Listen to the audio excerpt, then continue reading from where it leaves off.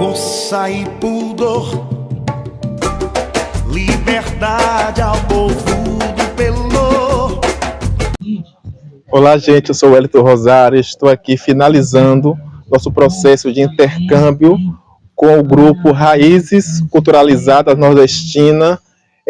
Foi um processo de conhecimento e autoconhecimento da cultura brasileira, a cultura baiana e a cultura nordestina. Agora eu vou dar uma fala aqui para o nosso amigo coordenador do projeto, para falar um pouco, você, Newton, fale um pouco como foi esse processo. Então, gente, aqui a gente teve a oportunidade de visualizar o Castelo Garcia Dávila, que, diga-se de passagem, né, foi a família que dominou por 300 anos, praticamente dominou o Brasil, porque controlou o que hoje representa o que a gente chama de Nordeste. 10% do Brasil eram controladas por essa família. Então, quando a gente vem para cá com os jovens, é para a gente conseguir fazer essa relação. Como que essa história, que surgiu lá em 1500, com a família que veio para cá, ela impacta na nossa vida hoje. E aí as comunidades de fundo de pasto, que é a maioria que estão aqui, né, as famílias de comunidades estacionárias de fundo de pasto, essas comunidades surgiram a partir da divisão dessas grandes fazendas que eram controladas pelos Garcias Dávila. Então, quando a gente fala lá, né, da invasão do semiárido, a entrada do boi no semiárido, porque as áreas de canas que eram exploradas aqui não tinha cerca, então o próprio imperador obrigou que o gado fosse para distante dos canaviais. Então o gado chega no semiárido a partir dessa localização aqui, porque aqui era onde estava a exploração de cana. Então onde que ia criar o bovino? No interior, no semiárido, no sertão. E aí quando chega o gado lá, começa então a haver uma recolonização daquele espaço. Por quê? Lá já existia gente, já morava gente. Então os Garcias Dávila com seus, né, aqueles que estavam a serviço dele, ou cooptava os indígenas ou matava aqueles que resistiam. Então as comunidades que viviam naqueles territórios foram expulsas. Aqui a gente tem o povo Tuxi, que até hoje estão lutando para retomar o território. Então a ideia de retomar é por quê? Porque foi perdido lá atrás. Então qual o sentido para a gente aqui? É fazer essa relação. Como que um império, como esse aqui, um castelo, como que isso representa hoje ainda a perpetuação da dominação das terras no Brasil. A gente tem hoje no Brasil 1% da população que concentra mais de 50% do território brasileiro. No semiárido, a mesma coisa. E da onde que surgiu isso? Aí, para finalizar, a história surgiu daqui. As terras do Brasil que eram dominadas pelos nativos, pelos indígenas, não tinham um dono. Então, de repente, agora começa a existir a ideia de um dono e começa, então, a concentrar essa terra, e essa terra concentra a água e concentra o poder, e aí a gente vai vendo como que a história ela chega até nós. Qual é o nosso desafio? Entender essa história e ver como que a gente muda essa realidade.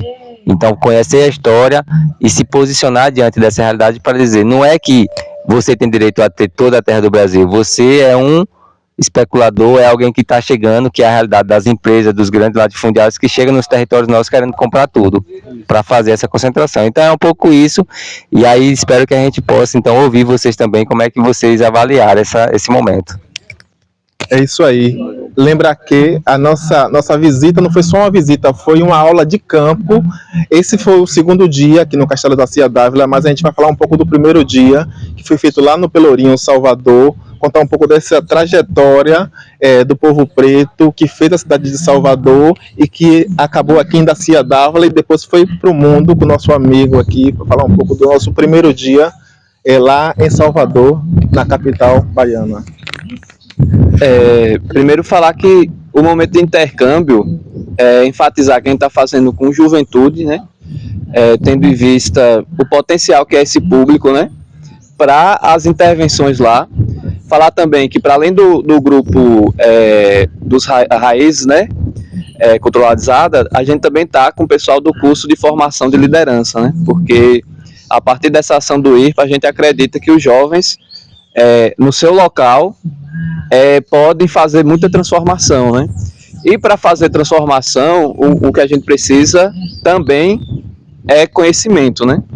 E organização e luta, como a gente fala. Mas nessa perspectiva do conhecimento aqui, a gente viabiliza o intercâmbio, que é uma metodologia muito interessante, que possibilita a gente fazer troca. Intercâmbio é troca, né? A gente vem para cá para fazer a troca a partir dos elementos, né, que o Wellington trouxe no primeiro dia, conhecendo a história de Salvador, e para a gente é muito importante, que foi onde começou tudo, né, e principalmente ter essa perspectiva das raízes africanas, né, como foi esse processo, que não se deu de forma tranquila, né. É preciso a gente enfatizar que o processo do Brasil foi feito através de genocídio do indígena, né, escravização das pessoas negras, que foi tirado do seu território para vir ser escravizadas aqui, e de muito estupro também, né? Então a própria construção das famílias aqui, quando a gente fala miscigenada, tem suas questões assim da diversidade, mas também a gente tem que lembrar que muitas mulheres sofreram, né, muito nesse processo. Então esse intercâmbio é para a gente ter essa perspectiva histórica mesmo, que é fundamental. Se a gente não conhecer o nosso passado, a gente não consegue, como diz, quem não conhece seu passado caminha na escuridão, né? Porque a gente não sabe os problemas que a gente enfrenta hoje. A gente discute muito, né? A juventude precisa de quê? Geração de renda, né? A juventude precisa de sucessão rural, para isso a gente precisa de terra. Quando a gente vai destrinchar isso, a gente percebe por que a gente não tem terra, né? Porque essa concentração de terra a partir das sesmarias, né? A partir desse processo histórico aqui, ela se perpetua até hoje. Então, infelizmente, a gente tem muita terra no Brasil, só que terras devolutas que são no estado, só que essas terras, elas não chegam para a gente, né? E quando as comunidades ocupam, por exemplo, das comunidades tradicionais Fundo de Passo, ela ainda tem que lutar muito, né? Para manter essas terras. Então, esse espaço é muito importante para ter essa troca com um local diferente e para ter essa interação de vocês também, né? Porque a ideia não adianta só ter conhecimento, a gente precisa formar uma rede. E esse curso de formação, para além de formar a liderança, a gente também busca fortalecer essa rede munido de tudo isso, né? A gente teve nosso primeiro módulo formativo sobre juventude, questões raciais, de gênero. Então, a partir de todos esses processos de conhecimento que a gente vai tendo, a gente tem que incidir nas nossas comunidades a partir das demandas que existem lá, e para a gente começar a mobilizar nossas juventudes, né, para também vivenciar esses espaços, para também construir outras coisas e buscar melhoria política para a juventude, né, buscar a questão de geração de renda e outras possibilidades que a gente consegue quando está organizado e quando está munido de conhecimento, né. Então, esse espaço se propôs a ser um ponto para isso, né. É isso aí. A palavra forte que ficou na minha mente, que você disse, a gente tem que entender o passado para poder projetar o futuro. Então, vocês são o futuro, o nosso futuro do Brasil. Eu queria abrir para vocês agora, quem poderia falar um pouco da sua vivência enquanto jovem em formação, sobre essa vivência desse processo de estar em um espaço que não é nosso, que é nosso também, e vivenciou isso tudo. Quem pode, quem quer falar? Alguém? Vamos lá. Você vai dizer o seu nome e de que comunidade você veio. Meu nome é Débora, sou da comunidade chamada Pissarrão, do município de Sensei. Eu acho muito importante quando tem essas formações, porque aí a gente consegue, né?